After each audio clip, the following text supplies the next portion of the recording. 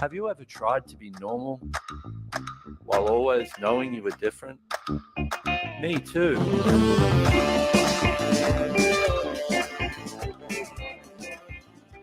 Hello, you beautiful misfits. Okay, so I want to give you guys a little bit of a different perspective, maybe some questions, and um, maybe something different to play around with choice. We just did a Misfits Guide to Choice today, this 3 hour class, and it was so cool. Some of the stuff that came up was blowing my world apart. But one of the things, and I've been looking at this quite a lot recently, is this energy of knowing when I'm actually resisting something. Like, for how many of you do you have those things in your world that you resist, but it's actually the thing that you need to choose that's going to create the most freedom and the most movement in your life? So, kind of get a sense of that energy. And what would it be like if you started running towards it? Started getting a sense of that resistance in your world, kind of like that wincing away from it, or that just like, oh, I don't want to choose that. Knowing, because we've talked about that thing of knowing that you actually know what's true for you. You actually know what's going to set you free. Well, let me ask you this: what would it be like if you started running towards it? What would open up in your world, and how much do we refuse choosing those things because they don't match the definition, or we can't define them the way that we would usually define something in order to maintain predictability or also our comfort zone?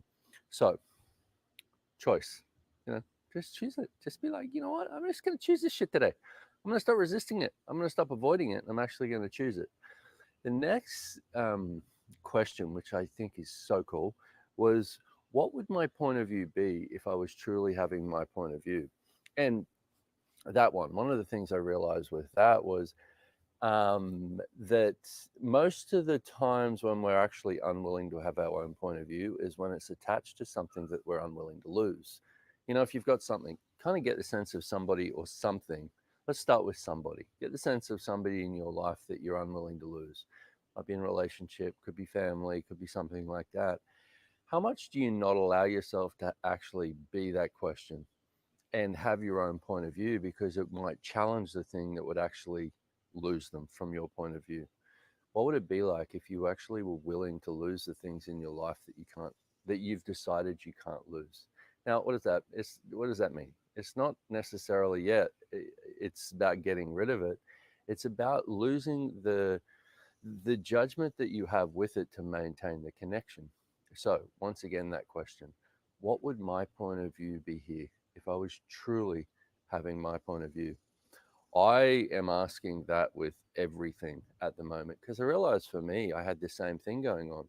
Like, even with certain things in my life, like money, when you have that as a point of view with money, that you're unwilling to lose it, how much are you not willing to have your point of view and what's true for you with regards to money, in order to maintain that idea of, well, if I had that, then I might actually lose the money I have. Or if I have that, I might not be able to make as much as I usually make, or I may not be able to um, see it the same way that I do, or once again have it defined in the way that I have it defined. Well, what if once again it's one of those things that you're resisting or avoiding that's going to be the thing that's actually going to create the most freedom in your world? I've got to say this again. Once again, we know, and you always know those things, which tends to be the reason we shy away from them. So, once again, what do you know? No, what what is your point? What would be easy for me to remember? What would be your point of view here if you were truly having your point of view?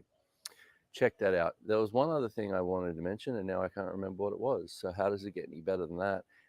After a 3 hour class, especially on choice, your brain can kind of go away a little bit. Um, so, I guess that's it. I guess that's going to be a quick little Misfits video, but how does it get any better than that? Please ask that question. Um, Man, how cool. Like, what a discovery. What an awesome discovery to truly find out what your point of view is about stuff. Like, I wonder what your point of view is about money. If you truly had your point of view about money, I wonder what your point of view would be about you. That's a big one. I mean, how much do we avoid actually looking at that one, because we've decided our point of view about ourselves is one thing. I know I've done this a lot throughout my life, where I've kind of had some interesting points of view about myself. But what I mean with this question also is, you as a being, what would truly be your point of view about you if you were to have that? Maybe that you're awesome. Maybe that you're actually unstoppable.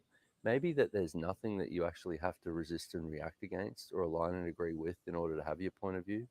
Maybe that you don't have to kind of shy away from anything anymore. And maybe choosing those things that you keep um, resisting are actually going to open those things up in your world and kind of show you that you have a lot more courage than you've been giving yourself credit for, but also a lot more creativity, a lot more, um, a lot more of a sense of those things in your world that light you up.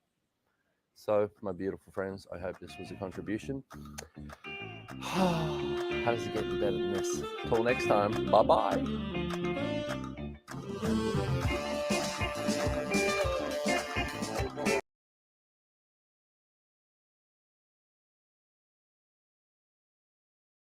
What's up, Warriors? Welcome, welcome, welcome to this Saturday Night Soul Session live with me, LC, and my good friend and guest tonight, Mr. Brendon Watt. You just saw him speaking truth right there. We're going to talk about everything tonight. We're going to catch up with Brendon. I hope that you watched last week's replay of our first interview, but tonight we're going to talk about what's been going on in Brendon's life. We're going to talk about what's true for you, discovering what's true for you, discovering what's true, what Brendon has discovered is true for him. And it just goes to show you that we are constantly and consistently always evolving in this conscious recovery journey. And none of us are immune from our past beliefs and our past selves. And no matter what, no matter if you're a best-selling author, an international speaker, a access consciousness facilitator, we're all going through life and we're all growing through life. So I hope that you are here and ready for this amazing conscious recovery talk with Mr. Brendon Watt. If you all are ready, I'm ready. He's ready. So let's go. 3, 2,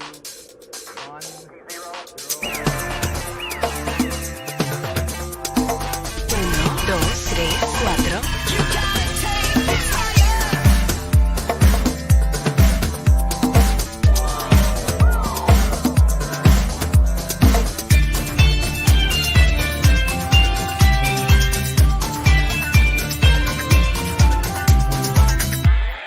2, 3, 4.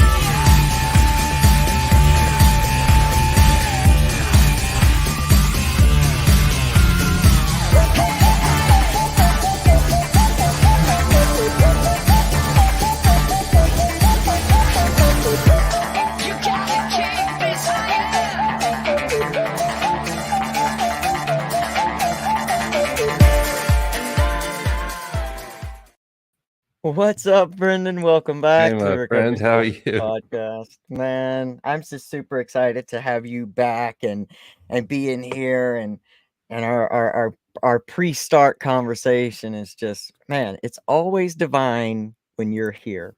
When you're Oh here. man, So that is mutual. You know, I've been looking forward to this. I loved our last chat, and it's just I love what you're doing too. So oh man. Oh man. So catch us up. I like, again, I hope that everyone who's watching now, if you didn't see last week's replay of our original conversation, I think we've established it was probably around in 2021.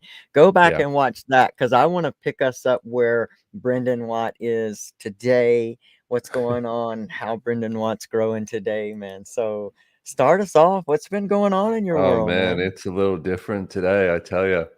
Well, it's like, you know, last time we talked, I was on my recovery, you know, journey, but it wasn't really, you know, and it's Mm, interesting that in that video that you played there about looking at, you know, what's your point of view and what's your point of view about you, and at that point, you know, I still had so much stuff that I didn't want to look at, mm, and mm, it just, you know, I didn't want to get the help that I knew I needed. And last year it all blew up in March, you know, and then I basically, for me, I hit a point where I was like, okay, am I actually gonna choose something different? Like, am I actually gonna go on this journey for me and actually do it for me? You know, because that was mm, the other thing too. It was I had all of these things in my life that I was still like, well, these things are all still more important than wanting to look at what's actually true for me.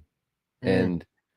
And so I basically, I relapsed with alcohol, but like, and I did it well.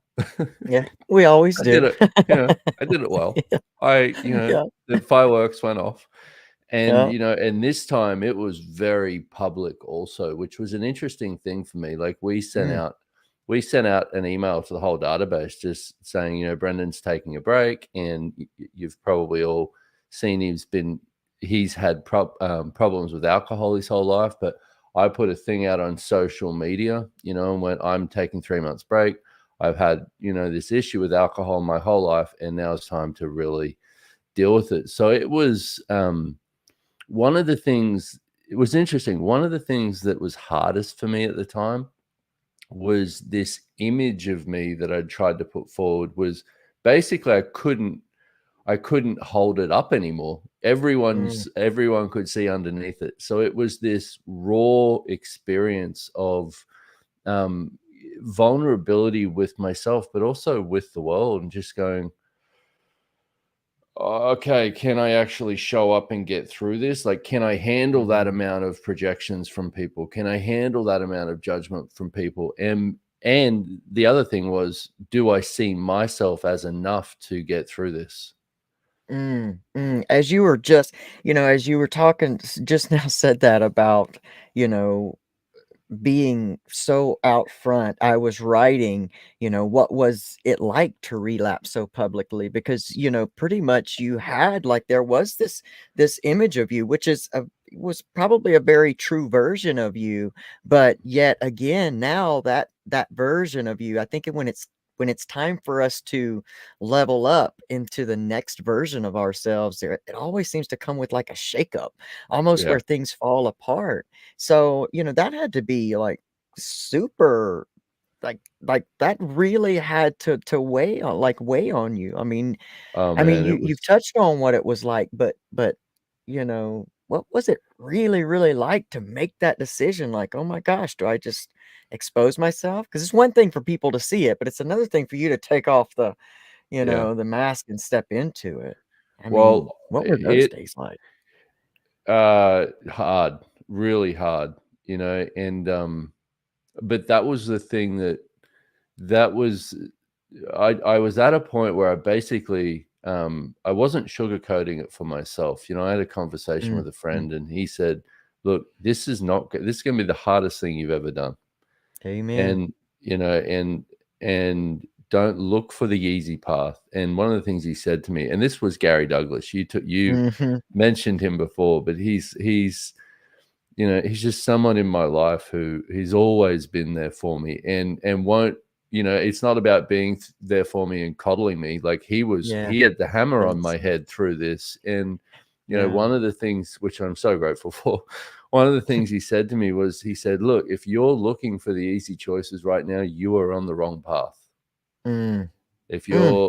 you're Woo. choosing the hard stuff right now, then you're actually going in the right direction. So I took that and I went, okay, so see, because I knew it would be easier to kind of recoil and Mhm. separate from it all, and and go into massive amounts of judgment of myself and make everybody else's judgments real, and just all the Yep, shit that we do. But yep, yep. what I had to do was I had to really learn to rely on myself, and also rely on the universe, and just be like, Mm, okay, this hurts. This really hurts right now. And there were days where it's like, man, I'm like, in all honesty, there was pain there that was like, whew.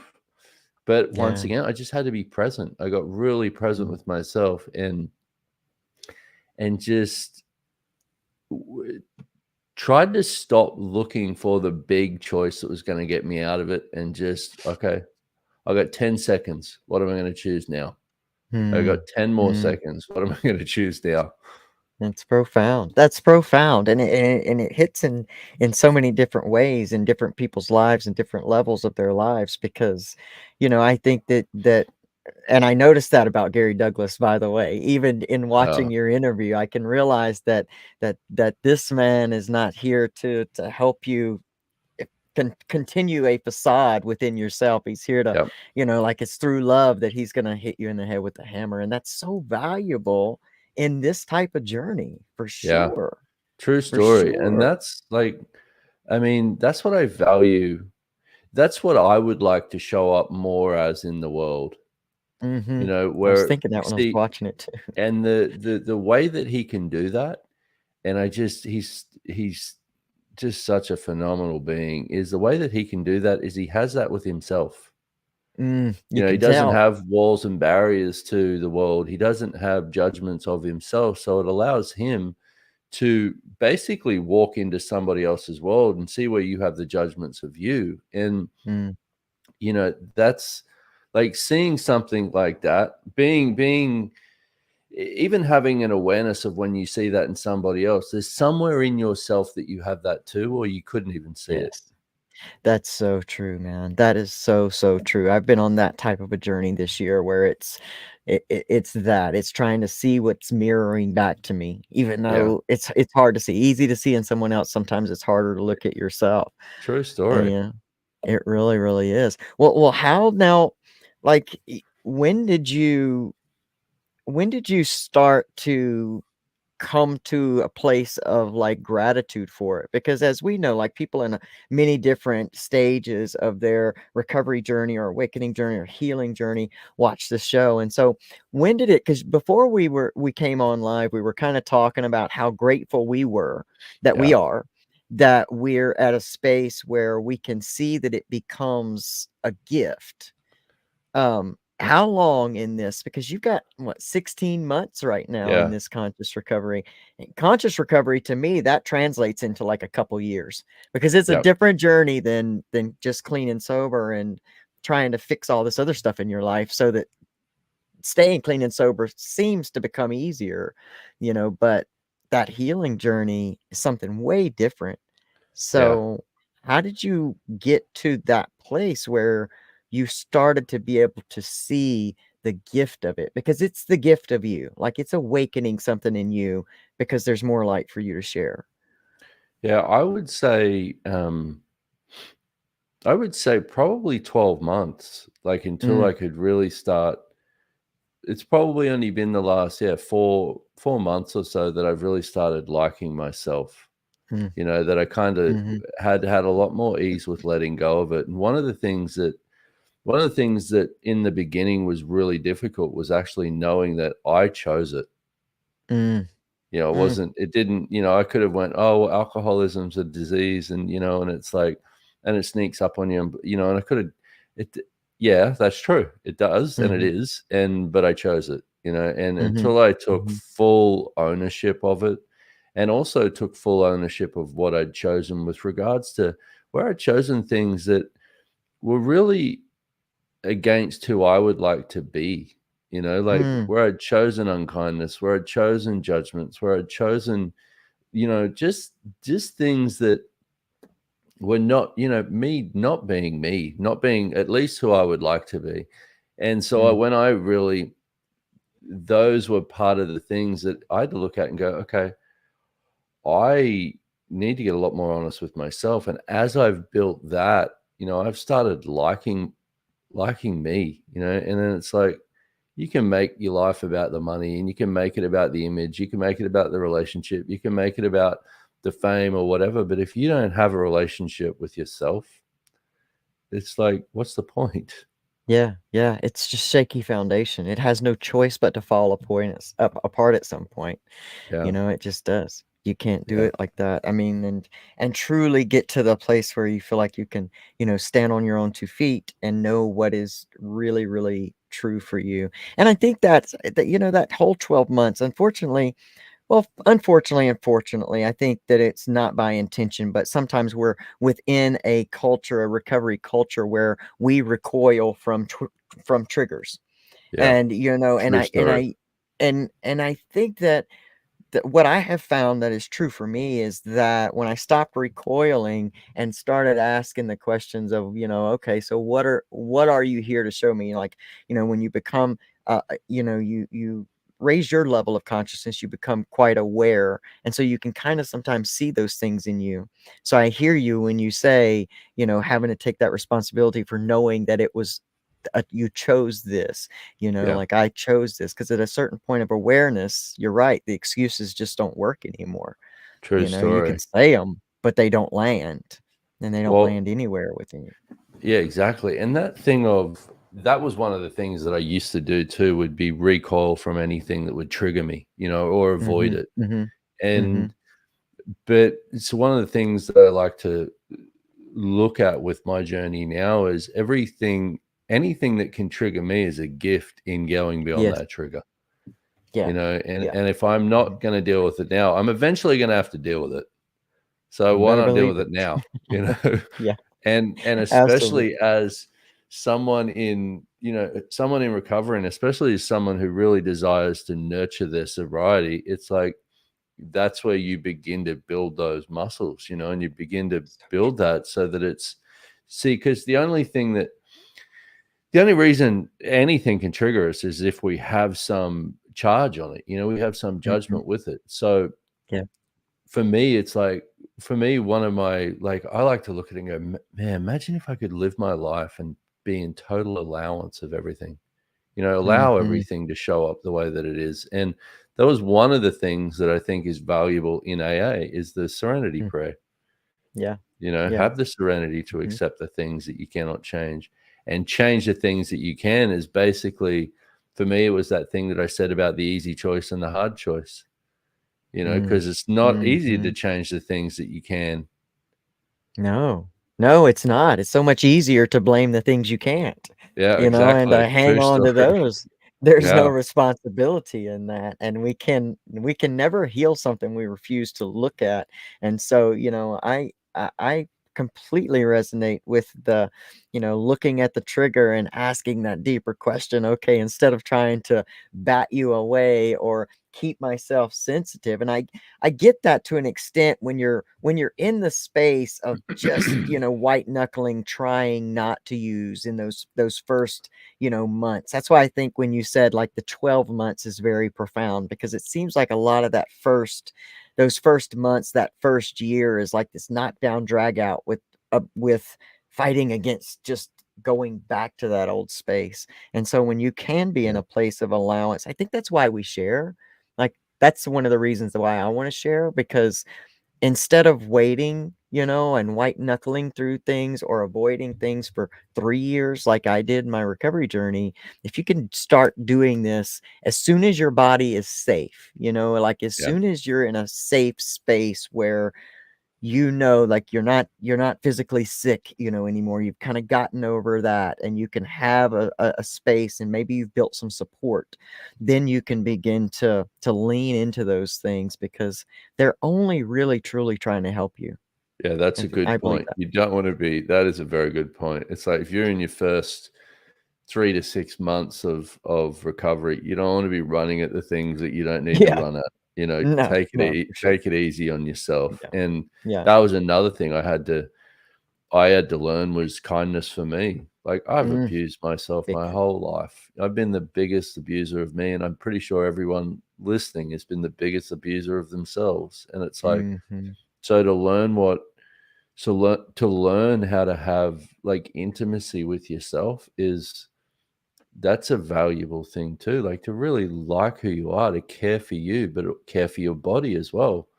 Like we Yeah. abuse the shit out of our bodies in addiction and in all of these. But you don't even need to be in with alcohol or drugs to be someone Yeah. abusing your body. It's like we judge them constantly. Absolutely. Absolutely. So let's talk a little bit about that. Like what did that look like for you? Like how did you kind of begin starting to care and nurture you and your sobriety? Like what did that intimacy with yourself kind of look like for you? Like I said before, that thing of really that, knowing I had 10 seconds was really slowing down and getting really present with the thoughts in my head, the judgments that I had, getting really present with the way that I saw myself, getting just present and being there with it. And kind of like, I don't know, the best way I can kind of describe it energetically is being with myself the way I would be with a little baby, being with myself the way that I would be with something that I truly desired to nurture. And, I had to, that was a learning thing. When you've been used to treating yourself like a football, Yeah. But I remember getting home because I was in Mexico and Costa Rica, 12 days of basically oblivion. And I remember getting home and just it all just hit, it all just sunk in. And, I was talking to these rehab clinics and stuff, looking at going into that. And they wanted, I'm not a US citizen. They wanted a lot of money. And I went, okay, Oh, can yeah. I do this on my own? I was like, yep. But I knew I did a lot of AA, right? I did probably, I think like 120 at least meetings in 3 months. But one Wow. of the interesting things was I had my trainer that I'd worked with at the gym here in Houston, and I called him a few days into sobriety when my body had just started calming down. And I was like, hey, I got to talk to you about this. And, I said, this is what's going on. And he was like, hey, come in, let's get you moving. And it was so interesting how this is not a guy that I would usually think would have been that interested in, caring for me in that way, but he did in his way. And he's one of the people I in those first few months have a lot of gratitude for. Like he would make me laugh, he just lighten it up. And plus the other thing that helped was he knew I was an alcoholic. He knew that I'd just done what I'd done. He knew where I was at. I didn't hide it from him. I'd walk in there some days crying to the gym, and he's like, all right, let's go. I was like, okay, good. I'm being pathetic. Those things are important. Definitely. And something I found really, really important that you said as well, when, you're calling all the rehabs and just nothing's there, so in my case, like I couldn't afford to go to rehab, like a lot, you have no insurance, you have none of that stuff. Most of us don't have any money coming straight in there.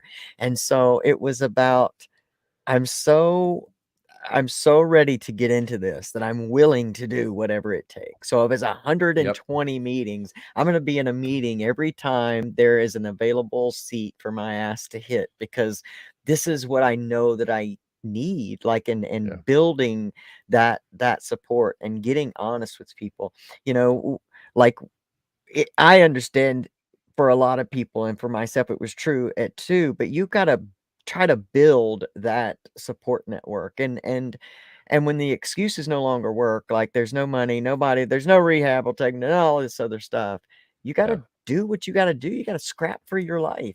Like, we scrap when we're in there, scrap for your life. That is more true than I wanted to believe at the time, but knowing you really got to fight for you. Yeah. And I wasn't willing to do that before. And I realized going into this one, I was like, well, there's been a level of pain and discomfort that I've just not been willing to go through. And I knew if I was going to get to something different this time, I was going to have to go through the flames, But it was funny too. I remember with calling those rehab places, I had this guy from one of them call me for probably 6 months every few days and just check in on me. And I was like, wow. It was people would show up like that. And as I began to be more vulnerable with myself, people would just show up like that and be like, hey, how you doing? And I'd be like, yeah, I'm doing. That's the beautiful thing to me about the recovery community. It reminds me of a guy that I just think is a beautiful human being. His name is J.R. Weaver, and he works at a Costa Rica center. And it just sounds like something that a guy like that would do. You know what I mean? Like people that are walking through this path understand how important it is to to just stay connected with somebody, even when the word like you can't make it happen or come here. Like there's genuine people, and you find them in this recovery community, in this journey, because we Yeah. understand the battle. Yeah. And I It's think the amazing. more the more you can recognize that support is there, but also that you're gonna have to learn how to really walk on your own 2 feet, with it, where it's because that's an interesting line where it's about making it where it really is up to you, but then up to you and separating from everyone else going, okay, I have to deal with this. That's not really going to work. It's also, okay, it's up to me, but I'm also going to include everything that can be a contribution to it. Because I mean, for me, one of the things that had been great at my whole life was isolating. It's like, get me away from people. Like, I just want to just crawl into my own little hole and, hole of self-destruction. And I don't want to deal with people, but it's like, what I didn't want to deal with was me.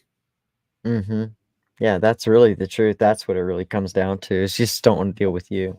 Yeah. It's wild. So what are you doing for yourself like now? Like how are you walking through your days different on this healing journey versus, say the past when you've, I would, well, now more so, I started traveling a lot again this year and facilitating classes and creating, different stuff. And I would say for me, it's been working on myself every day. There's not a day where I'm not calling myself out on something, but it's not just calling myself out on something, congratulating myself on something, being grateful for myself for something, because that's what I'd done in the past. I was so hard on myself. Now it's like, my basic point of view about myself is becoming a lot more about how much I like myself, and if something comes up where it's like, oh, that really didn't make me feel any better. It's like, okay, so what is that? And just being present with it once again and looking at it and dealing with it, and without the judgment though. Yeah. But also, that's getting present with yourself and recognizing when you do actually have those judgments, and getting out of it. Like, just what's that? Judgment is only good for destroying us. Yeah. Wow. Yeah. And that's words all never it will said. do. So getting to allowance of yourself can be such a gift. And one of the things it's like, like if you have somebody else might have a judgment of you, and it's like, you can either basically align and agree with that judgment, or you can resist and react to that judgment. But they seem to be your only two choices, rather than, okay, what if they're just allowed to have that judgment because they're allowed to have that judgment? Yeah. And what if it didn't actually have to be something anymore that you had to take serious, and recognize that nothing's personal either in this journey. Yeah. Keep talking about that. Say more about that. Well, I think for a lot of us, definitely for those of us who kind of had been sensitive your whole life, which, where it's kind of like, the world around me is harsh, like, give me alcohol, give me drugs, get me away from it. It's everything that comes at you seems as if it's this personal attack. And for most of us, what we do is we create this like insular universe to get away from it.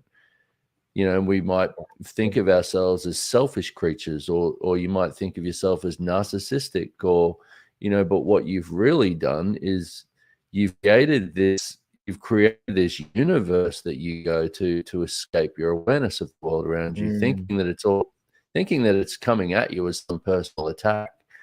And, and we do that with abuse as well. I grew up with a lot of abuse and a lot of bullying through school, and just abusive people.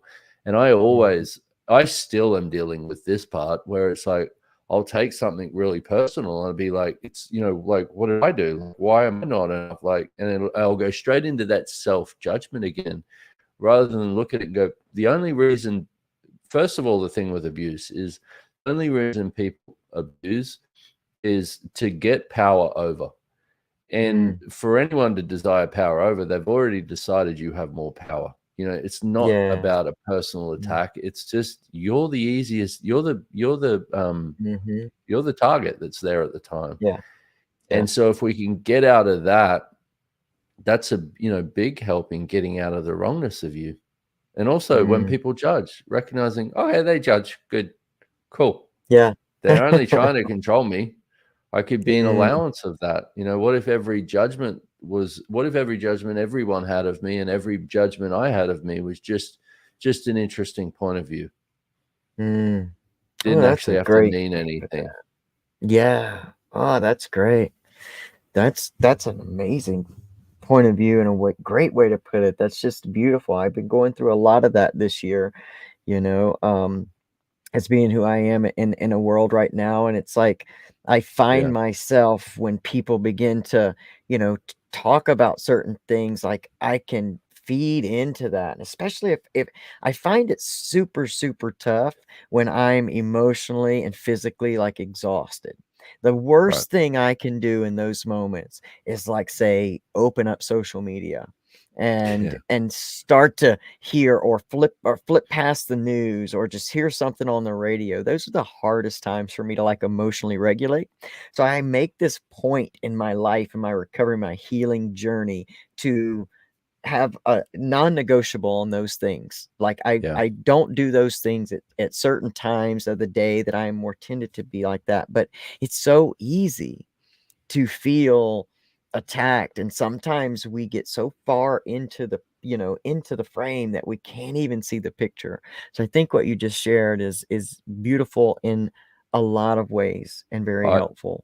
Yeah, and that actually brings up a good point. I'm glad you said that, because that thing that we talked about before with the not avoiding basically the things that set off your trigger, that also doesn't mean actively seeking them.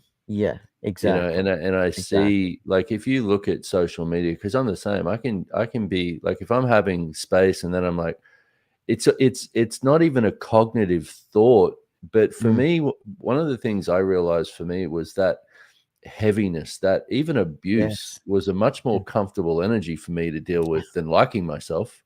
Yeah. Abuse is far more familiar to me than actually having space and a sense of gratitude, so not even cognitively, you will choose towards that which matches your point of view about yourself. This is where, like, if you're gonna on the journey of basically just on the journey of life, we don't even have to go on just recovery with that, but it's like it's about actively creating it, and going, oh, social media fucking tweaks me. All right, cool. I'm not going on that right now. I'm not going to do that to myself, because I value me.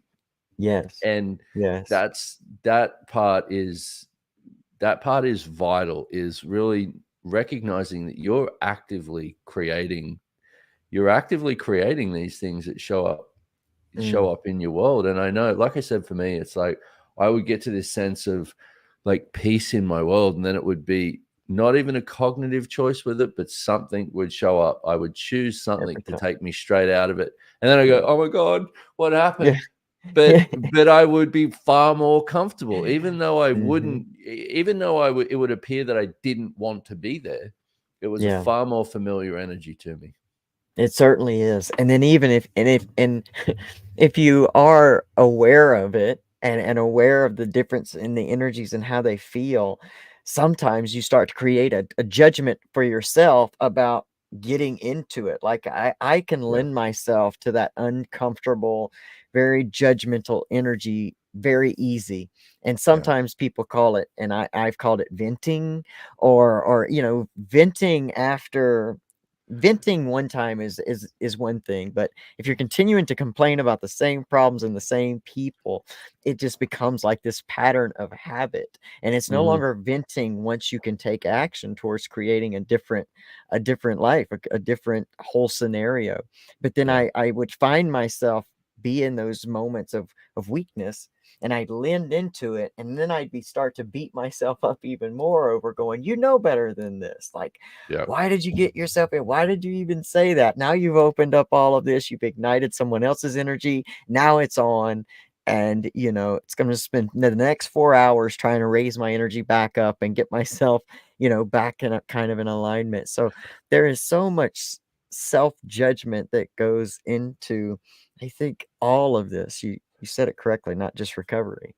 Well, yeah, and that thing too, because I know where I've done that a lot through my life, is like you basically get to a sense of space and then boom, and then you do it again, and then boom, and that's like that's what my life looked like was this, it's like, and I'm a little bit extreme, I do get that, but it's like, but it didn't, it was all about getting basically to a level of what I decided I couldn't be, or I wasn't. I didn't even have to reason and justify it. I basically would just get to something that I couldn't control. Yeah. And then I would have to destroy it. And the thing I said before about like getting out of judgment and having allowance is like that thing of everything is just an interesting point of view. So if the world around you can come at you and you're like, wow, okay, interesting point of view. I have this point of view with this, rather than have to resist and react to it or align and agree with it. One of the things I learned is that if somebody comes at me with a point of view and I align and agree with it, or I resist and react to it, then not only am I stuck in that point of view also, but they are too. Yeah. And so my accepting their point of view, basically aligning and agreeing or resisting and reacting to it, hasn't only locked me up, it's locked them up. Absolutely. When I realized that with stuff like that, I'm like, wow, that is a lot of power. And like, if you can, because we all have this idea of what it takes to change the world, and that, like that right there is you change you, that changes our world. And that's all we can do is you change you, and then it's like, and the world around you begins to open up in different ways as well. And I think that's the other thing that I'm starting to see now, is the magic is starting to be in my life again. That's kind of been missing in action for a long time.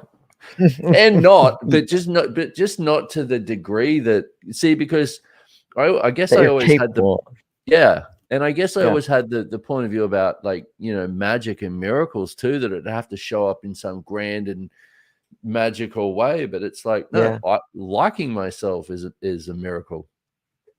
Absolutely.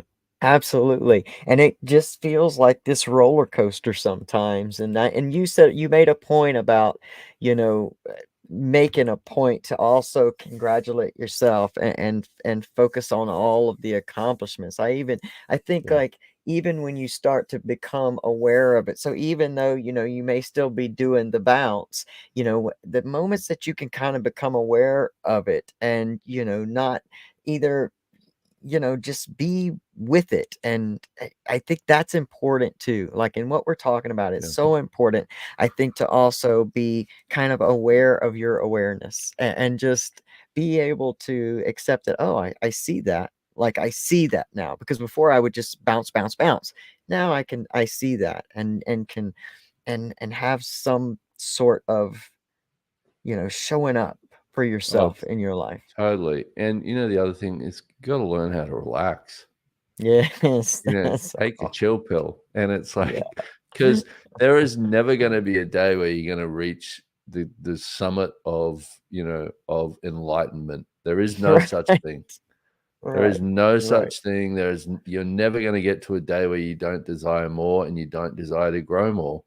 But that doesn't mean that we don't get to that by judging what we don't have. We get to that by being grateful for what we do have. Be grateful for that, and and your life begins to expand.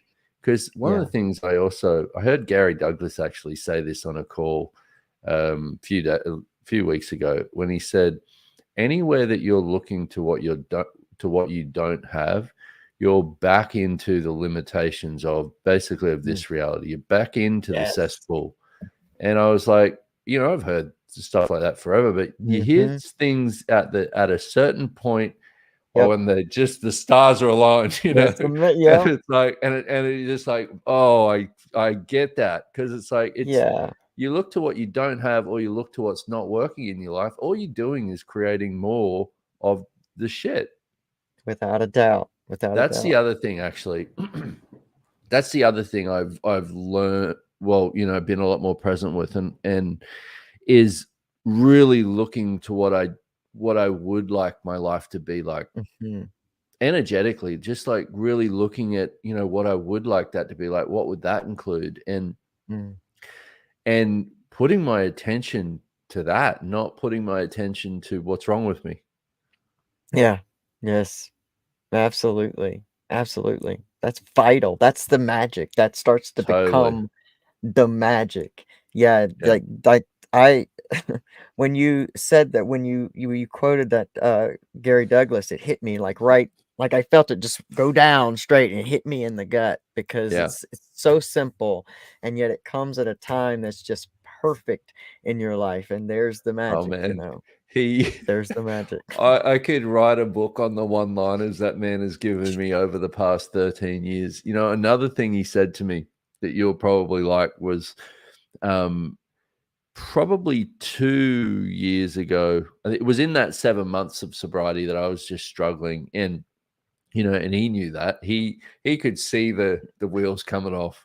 And one of the things he said to me was, he said, if you actually started choosing what was true for you, if you started living a life that was true for you, your life would take off in ways that you cannot imagine.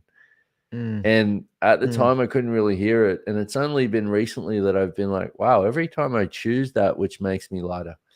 And the thing we talk about in Access is a lie will make you heavier. What's true for you will always make you lighter. And so the more I choose that, the more things just open up. The universe is there to provide that which is true. And so it's like, it was another one of those things that he said to me that I'm just like, okay, I'm starting to get that. Yeah. Yeah. It just takes that one thing to just help shift that focus. My whole recovery journey has been about shift your focus. Totally. But even what we're talking about now, there's just always a different degree to it. Like there is not a destination. That is a false narrative that's been given somewhere by school. Graduate and you'll have this or whatever. I don't know where it comes from, but we think that there's this plateau that we're going to get to, and I haven't found it. No. I hope I don't. I'm gonna just stop looking, I think. But I know. I remember the guys in I remember in my first few weeks or few months in AA meetings, and I remember the guys that would come in there and they would have 30 plus years sobriety, right? And I remember they'd be like, when they'd talk, they'd be like, hey, you they'd talk about how with having less time sobriety I can't remember how they said it, but basically they were like, you guys are my heroes, because I have to look at they don't get complacent with it either. It's not like, oh, I'm going to get to 30 years sobriety and then I just switch off. No, I know that even if I get to 30 years sobriety, I have one drink, I'm back to the cesspool. Right. Like there's no way that it's not going to go that way. There's no way just to get in there and do it a little bit. And I think that lifelong sobriety thing used to scare me when I was trying to just be clean and sober. It scared the shit out of me, because I thought there's no way I can just hold all this off, for 30 years. Like that's unthinkable to me. But in that whole walking through this healing, and I'm so grateful again that you came at this time to share with us what's been going on with you, man, like for real, because it's just a massive and amazing time. I'd like to be able, to even say to you that it's a perfect kind of timing for you to be healing yourself in this way, when addiction rates are up and people are dying in I mean, just too much. We're just losing too many people, and accepting that the world has changed. It is not the same place where you experiment with a lot of substances these days. This could be very, very dangerous. So to be able to share about stuff like what we're talking about now and what we'll continue to talk about in this time, I think is just valuable. It's Oh, very totally. valuable. You So, know, thank and you for having the courage to heal yourself, because oh, you're that's so what heals welcome. out. And Thank you. it's been a journey, but that's another, acknowledgement in my world now is it's not the healing that I have to get to the finish line of. It's like this Mm, is this is the way I like to live now. Is like yeah. what else, what else is possible, and not look for that instant gratification or that Mm-hmm. when am I gonna, get to some point of, it's getting present and enjoying each moment, not expecting something different in the next. Yeah. And that Yeah, for was sure. one of the things that brought me down big time was always be about, okay, how's this going to be tomorrow and next week and then next month? And, and how am I going to control this? And how's this going to show up? And how are they going to think about me? And are they going to like me? And is that going to, it was all this always trying to create this presumption about the future before we even got there. Other than just going, Mhm. okay, I'm here. What's up? What's happening? What are Yeah. we doing? You know? Yeah, it's so much lighter, and if and it's easy to get caught in that early part of, you know, mindset transformation, and there's all of this about motivation, and there's all of this stuff, and it's always all about the future, and it feels Yeah. real good in the beginning because it's something new, and you start to kind of see little magical things happen, but it can quickly take over you to the point that it becomes almost its own addiction, and that when you get to that place of just desire all the time, desire, it is a heavy, very, anxious energy. And so Yeah. to stop and just say, geez, I don't want to try to manifest my future anymore, like let me just sit back and be here now, because you're not here now. Yeah. It's a trap. It can be a Yeah. trap. Totally. And it's that constant desire to escape the present, to escape Mhm. yourself. Let me put my head Mhm. in the future and think about that. It's Yep. like, right, the choices that you're making right now are going to create that future. Mm. So it's getting more present with the energetics as well, I would say. So Yes. Yeah. rather Yeah. than the, Agree. oh, I want a future with, what, like the things, the amount of Mhm. money, the relationships, all the different things that we put in place. It's like, Yeah. yeah, well, get a sense of having that in your life right now. What is that energetically for you? Right. And Right. unless it's light making your world, just like where you're like, oh my goodness, that's just amazing, unless it's like Yeah. that, start looking at, I would say to people, start looking for the things like that. Like one of the things, so I got a wow list, right? I And like that. a wow list is basically something that you just put down the things where it'd just be like, wow, if that showed up in my life, wow, and get the energy of what that would be like. So you can start pulling that energy into your world. One of the things I have on my wow list now is to fly a plane. Wow. And I was, because I always wanted to as a kid, right? But then it just seemed like an impossibility. It's like getting a pilot license, that would be impossible. I was recently in Colombia talking to this guy who just did it. And he's like, no, it's actually pretty easy. So I've actually got a lesson booked in Houston in It's great. this week, and I was on the phone with them today and they're talking about it. And I'm like, the things that we tend to, they won't even come into our radar because we've already excluded them as Mhm. impossibilities. Yeah. Yeah. I'd Very say for true. people, start including those things, like start creating that generative energy in your world again, where it's like, oh my Mhm. God, that would be amazing. Yeah. For sure. For sure. And I think it's important to say it's not about just imagine happening the things. It's also about finding where the energy of that already exists in your life as well. Totally. Because it's Totally. it's really about the energies meeting, because whatever thing it is we want, it's because how it makes us feel. It's not really about the thing. It's about what we think or judge that it's going to do for us. So where does that already exist? Like where does that feeling already exist in your world? It's amazing. Well, and that's how you begin to have this. This is how you begin to create your future. Is like if you get a sense of different things, and I've talked about this in a lot of different videos and stuff like that. It's a bit of a longer process to go into, but basically, if you begin to get a sense of what you would like your future to be like, and you recognize in your life now where you choose the things that match that energy, because that's you going in that direction, but also recognize where you're choosing what doesn't match it. And that's the thing for me that I had to get really present with, was recognizing where I was making the choices that were my future is here, the one I truly desire to create, making the choices that were taking me off around the mountains, in the other direction. But this is another part of that thing, is of acknowledging that you do actually know, we do know when we go to make a choice, if it's going to turn out like total shit, we make it anyway, because we've all done it and gone, oh, I knew that was not going to work. Yeah, on a daily basis, man. On a daily basis. Totally. I hear you. Yeah. So it's such an amazing journey, man. I think this whole thing is just becomes a gift, because what the gift gives you is your possibilities.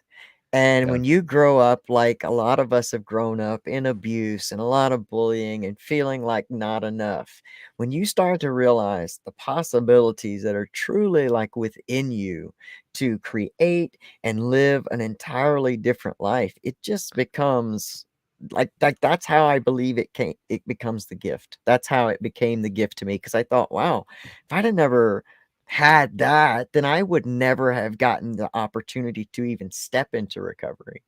So if none of that ever happened, then I would never, maybe I would have never gotten to this place, and really like myself. It's a wild journey, and it does become a gift. How cool is that though? Like, it's like, how many people can you honestly talk to that have that point of view about them? I don't know. I know a lot of people, and I don't know, like an extreme amount who are like, yeah, I just think I'm awesome, but not from, but having it from their point of view about them, not that, yeah, I'm awesome, let me prove it to you. Yeah, exactly. Because that's where I would have done more in the past, because my point, we always prove we're the opposite of what we've decided we are, or what we judge ourselves as. So it's like, when you can take the proving out of it, also, how much more energy do you have to create your life? Yeah. You could just even show up on social media and just be like, I have no idea who I am today. Hello, like whatever. But it's like, but it's not this, well, I was this person yesterday, so now I need to, like, that's just what destroys us, is this constant need to be validated. Yeah.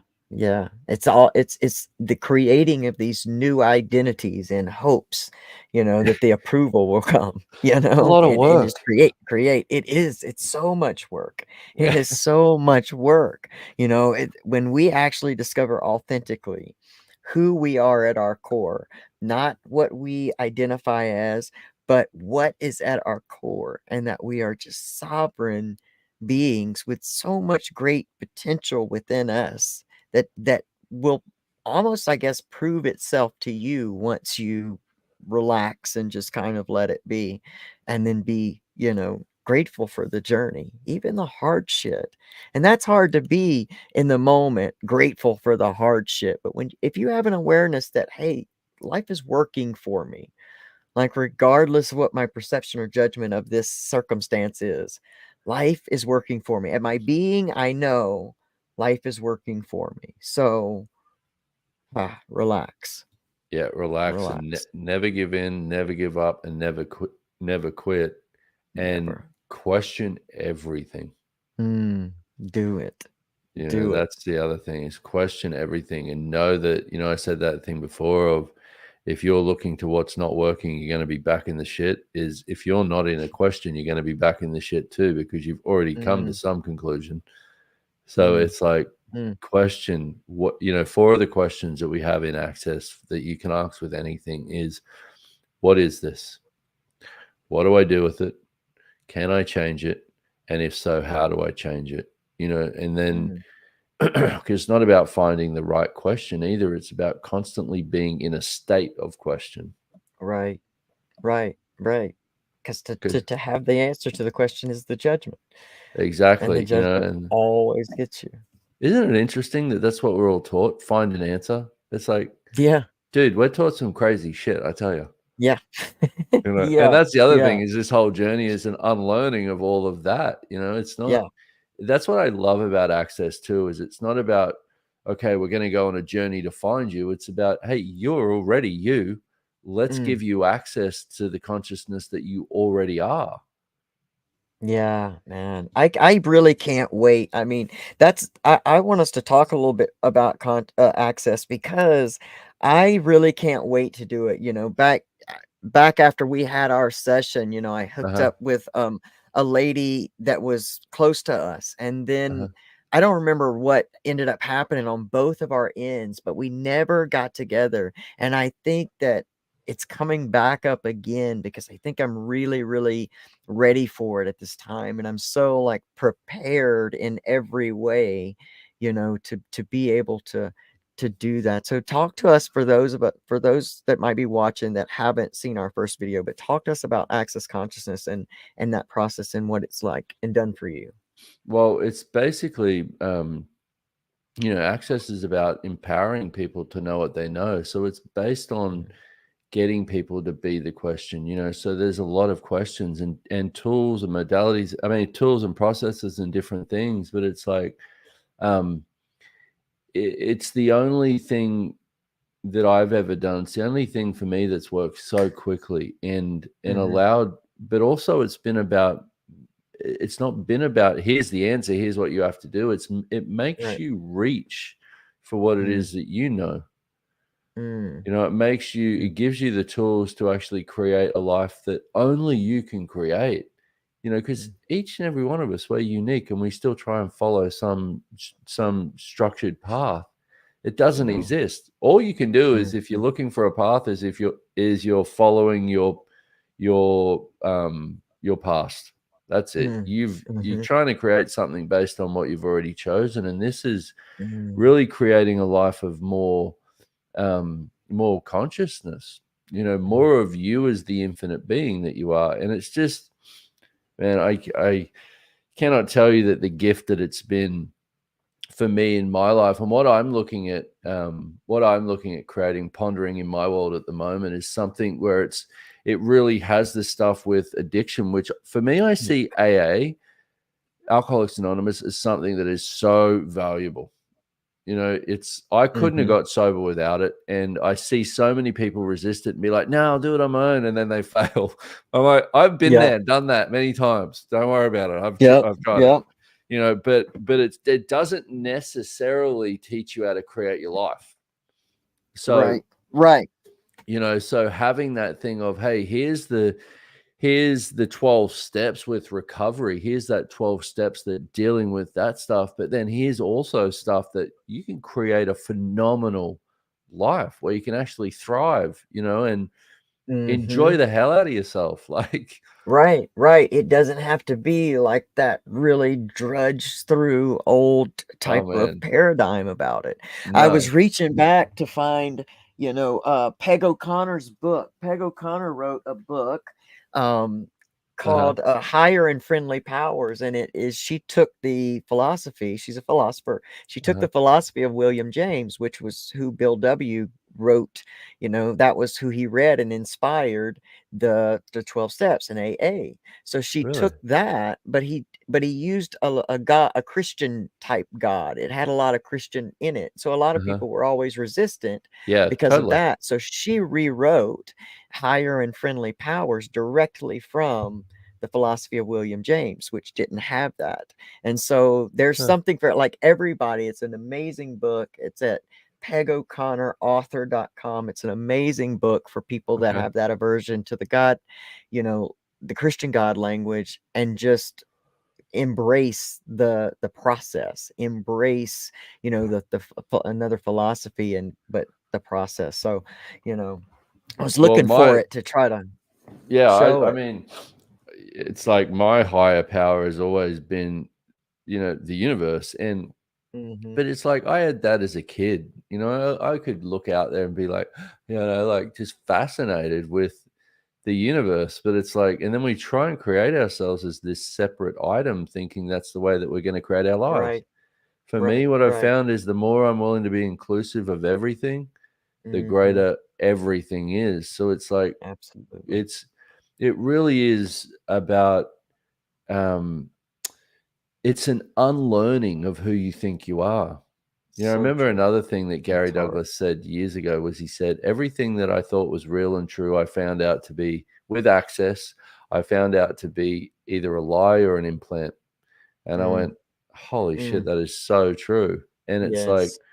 over the years, I've started to find that as real and true for me as well. Everything that I thought was actually real and true Yep. about me was just more of that facade, that image. It Yep. wasn't actually me as a being and what's valuable to me as a being, which would be more gratitude, Yeah. For you know, sure. would be more Hmm. vulnerability. It would be Yeah. more, it would be more honor, would be more trust. It would be more of the Hmm. things that, be more of the energetics like that. Yeah. It wouldn't be about, Yeah. oh, how many followers do I have on social media and who likes Right. me? It's like, Right. Right. what? But we Absolutely. still do that shit. Absolutely. It's like we're I crazy. know. I know, because the unlearning to me it has been harder than the learning or the opening. It's the unlearning and realizing what an attachment that I had to those things, even though I thought I didn't. There was still like this interwoven attachment. So it's almost like surgery, trying, when really starting to see where those things are like, oh, Yeah. okay. Like I didn't even realize they And existed. it's a man, I gotta send you this thing that we have in the back of one of our manuals. It's this thing by Larry Little. It's just a one-page thing, and it just Mhm. it sums up what we're talking about so well. Basically, the unweaving of polarity, Mm. the Mm. unweaving of Yeah. judgment, and Yeah. it talks about how it may be one of the toughest things that you've ever taken on, but it's worth it because Mhm. you get to have you, So, yeah, so you good. know? I think that you creating a coexisting access in a recovery space, and I think that would be just amazing. I think it Yeah, would be so helpful in yeah, that space.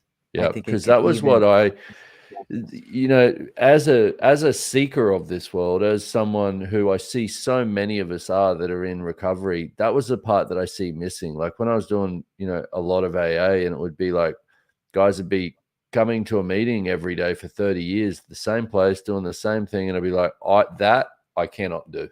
That will not be Mhm. me because that'll Right, I'm too creative. right. Um, but I still know I need those meetings. They're valuable. So Yeah. how do I bring these together? So I'm Mhm. extrapolating and seeing what You'll that get it. will create. But it's like You'll it because you'll do it. I yeah, feel it. I mean we're so creative. It's like Mhm. this is why we're so good at addiction. Yeah, no doubt, no doubt.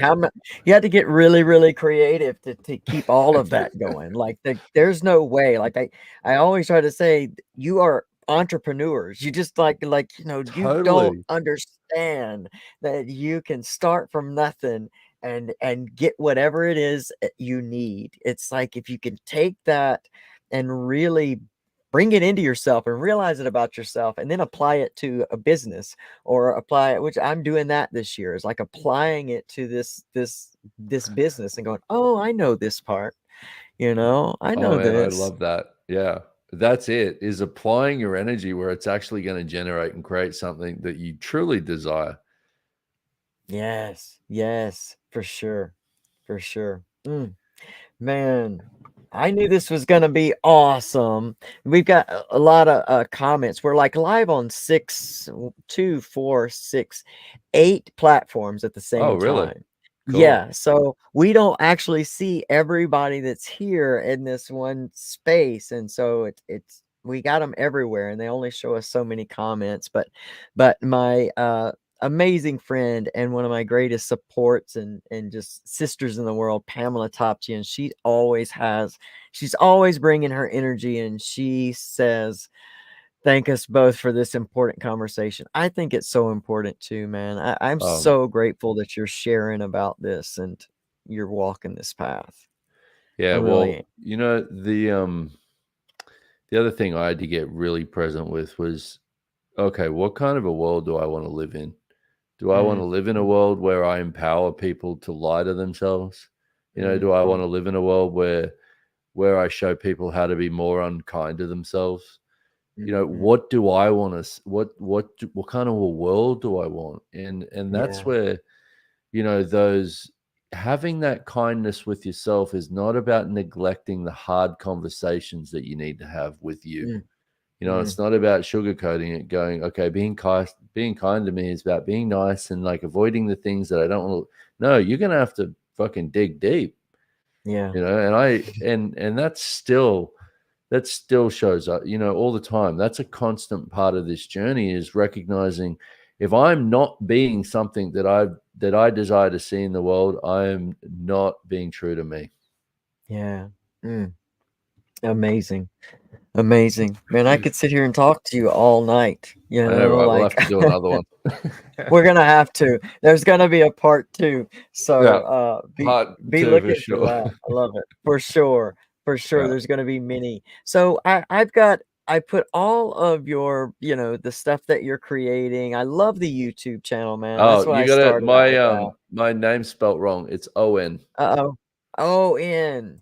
I don't know why I did that. Brendon. So then because otherwise That's they won't great. find my website. Yeah. Oh, good. Thanks. I don't know why I misspelled that. Because I probably misspelled it on everything then. Oh, well. Never know. But I'm glad that you said that. I'm glad it's live because There I you would have go. put that That's out it. there, man. There it That's it. is. There it is. So, but I got all of your all of your links and everything in the description of this video. Cool. And, Awesome. you know, and I think everybody can find everything by going to brendonwatt.com because, you know, I love the YouTube stuff. I really love the YouTube stuff. And tell us what the podcast is called. You got a Podcast is podcast called now? Yeah, well, I've had a Seriously? podcast for years. It's called One Choice Okay. from Change, but One choice for change. I'm Okay.